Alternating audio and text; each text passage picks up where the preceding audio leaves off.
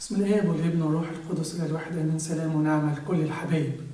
5 أبيب يوافق 12 يوليو كل سنة، عيد حلو خالص في كنيستنا القبطية الأرثوذكسية، هو عيد الآباء الرسل.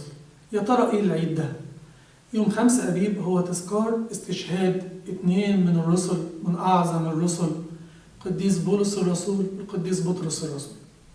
الاثنين استشهدوا في عهد نيرون يوم 5 أبيب. قديس بولس استشهد بحد السيف لأنه كان يحمل الجنسية الرومانية. قديس بطرس استشهد مصلوب منكس الرأس حسب رغبته لأنه ما كانش يحمل الجنسية الرومانية. إيه حكاية صوم الرسل؟ صوم الرسل حبايب هو أقدم صوم في الكنيسة. صوم الرسل هو أول أصوام الكنيسة. صوم الرسل أشار إليه سيد المسيح لكل مجد لما سألوه اليهود، قالوا ليه إحنا بنصومه تلاميذك ما يصوموش؟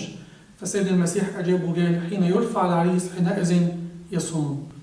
وفعلا صام الآباء الرسل، ونلاقي إشارة في الدسقلية وفي أوامر الرسل وفي المراسيم الرسولية بالصوم ده تحديدا. وكان يتسمى زمان صوم العنصرة، صوم العنصرة لأنه كان يبدأ بعد عيد العنصرة، ولغاية النهاردة بيبدأ صوم الرسل من يوم الاثنين التالي لعيد العنصرة، وينتهي يوم 5 أبيب عيد استشهاد القديسين الرسولين بطرس وبولس.